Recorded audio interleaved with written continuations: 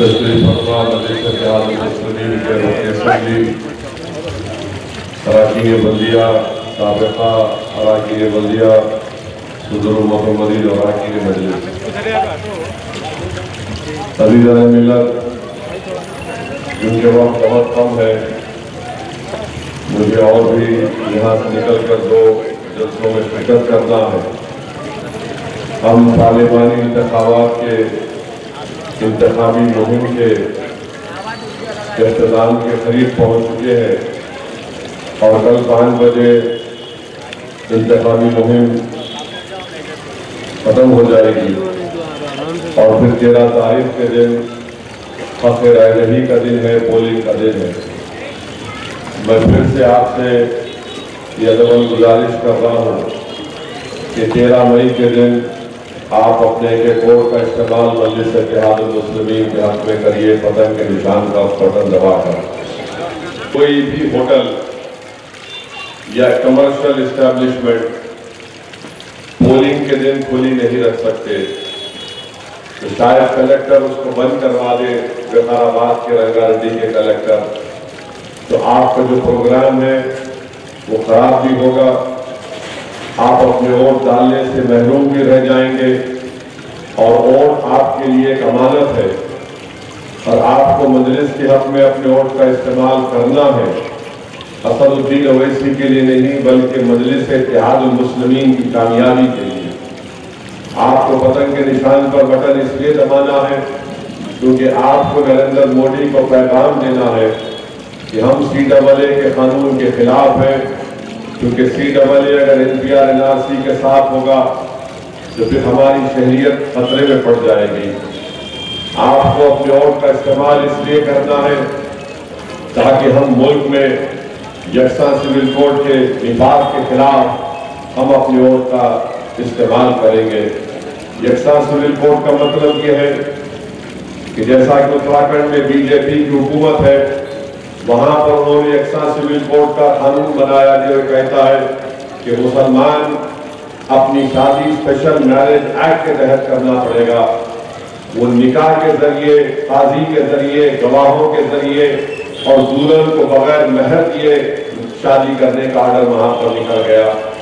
आपको वोट मजलिस के हक में इसलिए इस्तेमाल करना है कि हमको अपनी तहजीब को बचाना है, हमारी तमद्दुन को बचाना है, हमारी शनाख्त को बचाना है।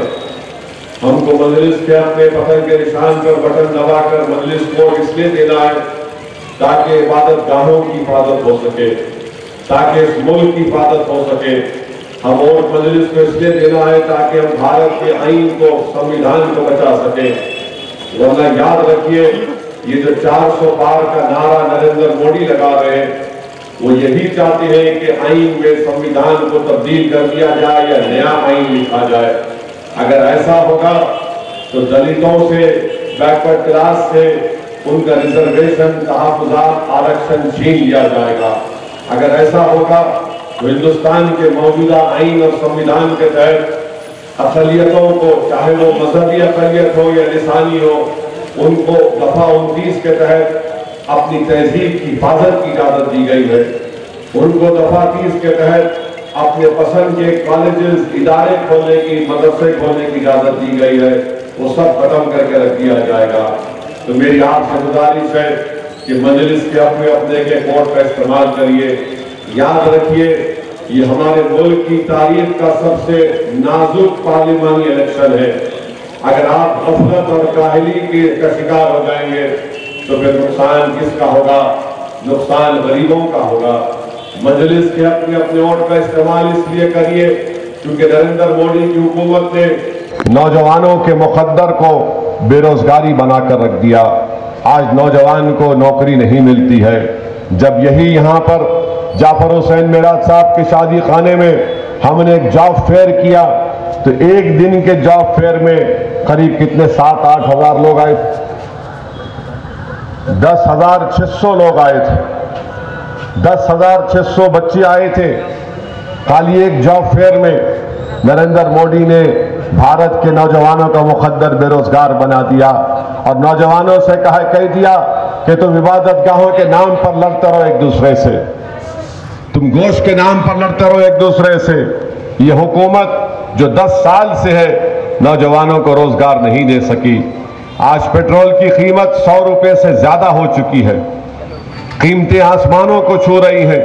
मेरे भाई, इस मुल्क में ये तमाम चीजें हो रही हैं, इसकी खातिर मैं आपसे अपील कर रहा हूं कि आप 13 मई के दिन मजलिस इत्तेहादुल मुस्लिमीन के हक में अपने वोट का इस्तेमाल करिए।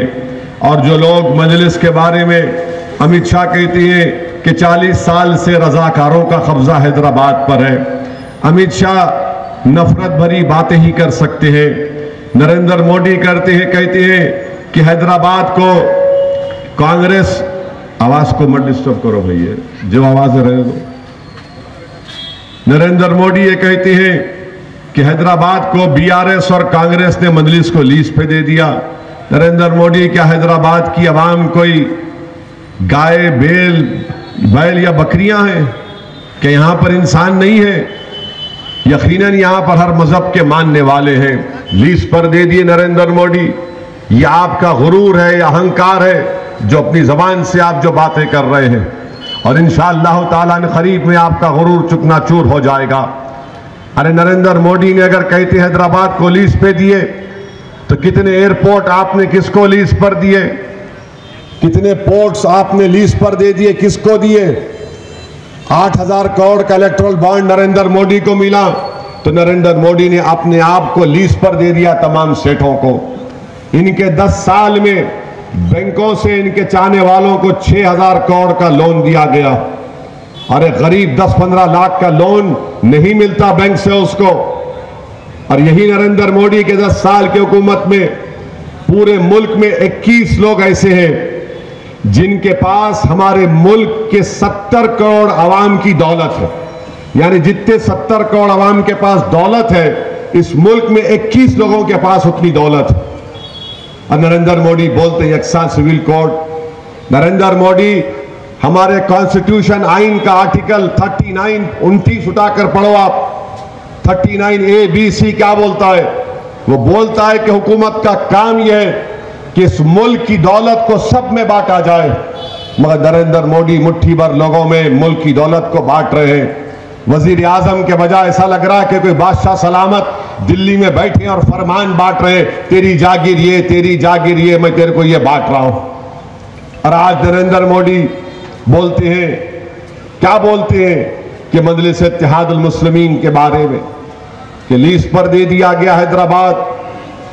और फिर मोदी अमित शाह बोलते रजाकार 40 साल से।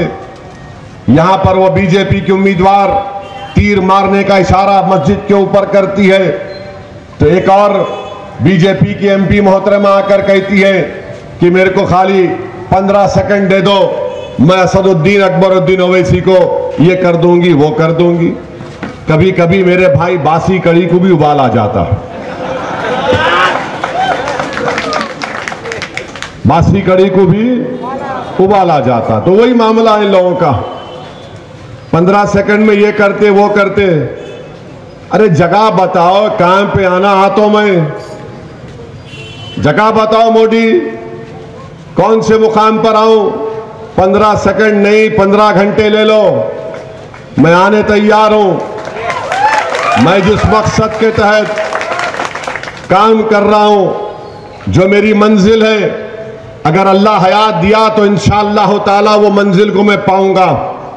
वो मेरी जाती इनफरादियत के लिए नहीं है, बल्कि गरीब और मजलूम आवाम को एक सियासत में, भारत की सियासत में उनको उनका हिस्सा मिलना, ये मेरी जिंदगी का मकसद है। मेरी आंख बंद होने से पहले मेरी ख्वाहिश यही है कि गरीब और मजलूमों को उनका जायज मुकाम मिले, और वो उसी वक्त मिलेगा जब इख्तिदार में हमारे को हिस्सेदारी मिलेगी, जब हर ऐवान में हमारी नुमाइंदगी होगी। तेन बोल रहे आके 16-15 सेकंड में ये करते, करो ना, करके बताओ, जगह बताओ, माने तैयार है। वो बोल रहे, ये बोल रहे, बहरहाल एक अजीब तमाशा बना के रख दिया इलेक्शन का। आप बताइए, मुल्क का वजीर आजम है या कोई रोड चलता हुआ आदमी है? अपनी जबान से बोल रहे कि भारत के मुसलमानों को यह समझना चाहिए कि पूरे दुनिया के मुसलमान बदल गए। यहां पर हिंदू मुसलमान चल रहा है। अरे नरेंद्र मोदी 10 साल से आप ही मुसलमान मुसलमान मुसलमान कर रहे हैं। आपने ही कहा था कि कपड़े देखकर पहचानो, आपने ही कहा था कि रमजान, आपने कहा था कि खबरस्तान शमशान रमजान किसकी जबान से निकला था, यह आपने ही कहा था। नुपुर शर्मा आपकी पार्टी की, आपने मजहब तब्दीली के खिलाफ कानून बनाया, लव जिहाद आपने पैदा किया, गोश्त के नाम पर मॉब लिंचिंग आपके 10 साल में ज्यादा हुई। आप अपनी जबान से झूठ बोलते हैं कि मुसलमान बेटियां ज्यादा बच्चे पैदा करती हैं। और एक मोहतरमा है प्राइम मिनिस्टर की इकोनॉमिक एडवाइजरी काउंसिल में, अरे कितना झूठ लिखते तुम लोग।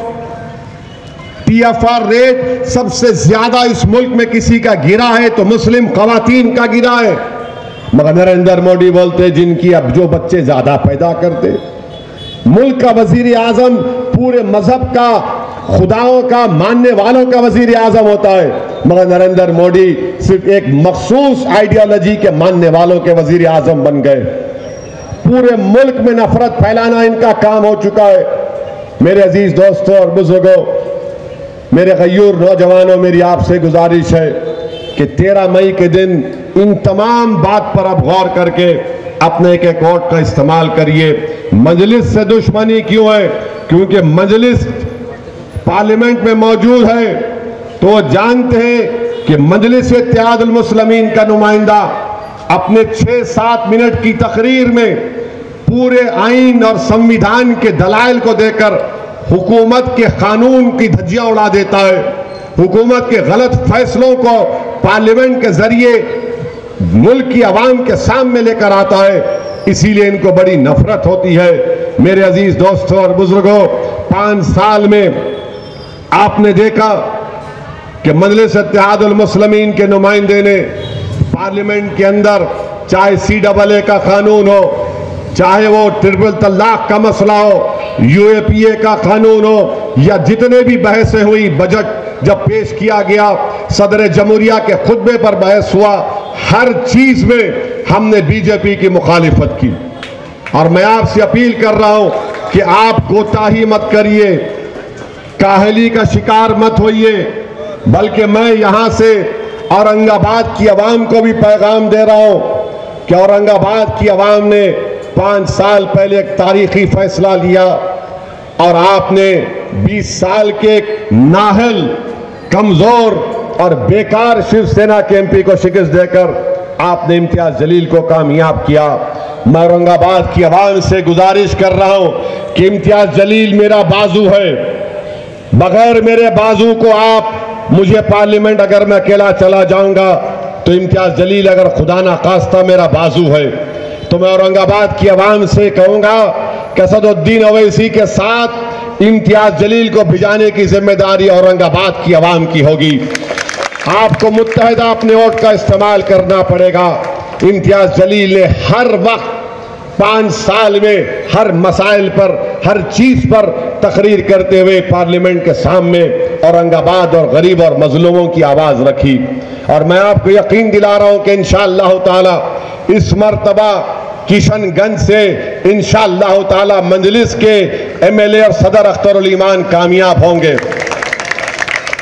इलेक्शन में हम जाकर इंतखाबी मुहिम में हिस्सा लिए और मुझे यकीन है कि किशनगंज की आवाम अख्तरुल ईमान साहब को अपने वोटों से कामयाब करेगी। और आपसे अपील कर रहा हूं कि अगर आपको चिट्ठियां मिल चुके हैं तो बहुत अच्छा है, अगर चिट्ठियां नहीं मिले हैं तो आप फौरन मजलिस के मुतालिका सदर मोतमद को, रुकने बल्दिया को और रुकने असम्बली जनाब मुबीन साहब को बताइए। मैं हमारे मुकामी मजलिस के सदर मोतमदीन अराकीन से भी अपील कर रहा हूं कि आपको 13 तारीख के दिन पूरी ताकत और पूरी प्लानिंग के साथ, आप तैयारी के साथ आपको पोलिंग करवाना है। कोई मजलिस का रुकन, सदर, मोतमद पोलिंग से हटकर कहीं और नजर नहीं आना चाहिए। सुबह 5, साढ़े 5, 6 बजे से शाम में 6 बजे तक सर्टिफिकेट लेकर निकलना, उनके सामने सील होना EVM की मशीन, और उसके बाद सर्टिफिकेट लेकर आप अपने मरकजी दफ्तर को आएंगे। हर एक की जिम्मेदारी है कि मैदान पर रहे, आवाम को तरगीब दे कि अपने वोट का इस्तेमाल करें। और मेरे अजीज दोस्तों और बुजुर्गों, आज मालूम हुआ कि नरेंद्र मोदी जो है हैदराबाद को आए थे, हैदराबाद को आए और यहां पर आकर नरेंद्र मोदी ने ये कहा कि MIM नक्को। नरेंद्र मोदी हम दखनी में बोलना शुरू करें तो हमारे पीछे तुम आ ही गए। हम हौरे बोले तो नरेंद्र मोदी बोले अरे हौरे बहुत पॉपुलर हो गया, तो नरेंद्र मोदी अब दखनी पे आ गए। मोदी जी जब आप हमारे रास्ते पे चलना शुरू करें तो जरा पिस्ता हाउस को आके हलीम भी खा लो। वेजिटेरियन हलीम मिलती माजिद को बोले तो। कभी आप शादाब पे आ जाइए, वहां की बिरयानी वेजिटेरियन अच्छी है, खुबानी का मीठा भी अच्छा है। नरेंद्र मोदी बोल रहे तो मेरे भाई, जब जो चीज को हम शुरू करें तो उसका जवाब भी इंशाअल्लाह ताला हमको देना पड़ेगा। नरेंद्र मोदी बोले कि हैदराबाद सोल्यूशन सिटी है। यकीनन नरेंद्र मोदी ये सोल्यूशन सिटी है और सोल्यूशन ये है कि हमको बीजेपी मुक्त हैदराबाद करना है इंशाअल्लाह ताला। हमको और आपको बीजेपी मुक्त करना है। अब आप लोग मेरे साथ में जो बोलूंगा आप बोलेंगे ना? तो सुनिए, सुनो मोदी, सुनो RSS, बैगन को बोलो। रजाकार का झूठ, बैगन को बोलो। आत्मनिर्भर की बातें, बैगन को बोलो। मुस्लिम रिजर्वेशन का झूठ, बैगन को बोलो। ISIS रोहिंग्या घुसपैठी की गालियां, बैगन को बोलो। क्रिकेट टीम में मुसलमानों को रिजर्वेशन का झूठ, बैगन को बोलो। 56 इंच की बातें। अब उसके बाद और एक है, और एक क्या है, हाउ या नक्को में बोलने का है आपको। मोदी नक्को बोले ना, तो हाउ या नक्को में आपको बोलने का है। मोदी के 5 और साल हाउ या नक्को, बेरोजगारी के 5 और साल हाउ या नक्को, गुर्बत के 5 और साल, बोलिए जुल्म के 5 और साल, हिंदुत्वा के 5 और साल, बुलडोजर के 5 और साल, गौरक्षक दहशत के 5 और साल, हिजाब अजान और हलाल के गाली के 5 और साल। मोदी जी नक्को नक्को नक्को नक्को। मोदी जी अब नक्को, अब आप रुक जाओ। अब आप जो है, आप खुद मार्गदर्शक मंडल बनाए अपनी पार्टी का, जरा सोच लीजिए आप क्या क्या बोलने जा रहे हैं, क्या क्या कर रहे हैं। बहरहाल मेरे अजीज दोस्तों और बुजुर्गों, हमको और आपको सिर्फ पोलिंग कराना है। बीजेपी की इंशाअल्लाह हम जमानत जब्त करवाएंगे, मगर उसके लिए पोलिंग करवाना है। और आपको तमाम लोगों को अपना पोलिंग परसेंटेज बढ़ाना है। नौजवानों से फिर से कह रहा हूं, ये फार्म हाउस को जाना, छुट्टी मनाना मत करो, मत करिए। ये इलेक्शन नाजुक है, वोट डालो मेरे भाई, मेरे लिए नहीं मुल्क के लिए डालो। नौजवानों, तुम्हारे मुस्तकबिल की लड़ाई मजलिस लड़ रही है, तो मेरी आपसे गुजारिश है कि वोट का इस्तेमाल अगर सही होगा तो इंशाअल्लाह ताला आप देखेंगे कि हमको बहुत बड़ी कामयाबी से अल्लाह हमकिनार करेगा। आप देख चुके हैं 5 साल में क्या क्या नहीं हुआ है। कभी सर्जिकल स्ट्राइक बोलते हैदराबाद के ऊपर, कभी ये करेंगे, रिजर्वेशन खत्म कर देंगे। बहरहाल अगर हम मुत्तहिदा तौर पर अपने वोट का इस्तेमाल करेंगे तो यकीनन बहादुरपुरे से 1,05,000 वोट हम हासिल कर सकेंगे। ये आपकी जिम्मेदारी है, तमाम अराकीन बल्दिया की जिम्मेदारी है। तमाम सुदूर मोतमदीन की जिम्मेदारी है। ये इज्तिमाई तौर पर अगर हम मेहनत करेंगे तो यकीनन इंशाअल्लाह ताला हम उन ताकतों को शिकस्त देंगे जो भारत को कमज़ोर करना चाहते हैं। मुझे और 2 जलसों में जाना है, इसलिए आपसे इजाज़त चाहता हूँ। अस्सलाम वालेकुम व रहमतुल्लाहि व बरकातुहू। मशीन के ऊपर जो पहला नंबर होगा वो पतंग के निशान का होगा। आप पहले नंबर के ऊपर आप पतंग के निशान पर बटन दबाइए।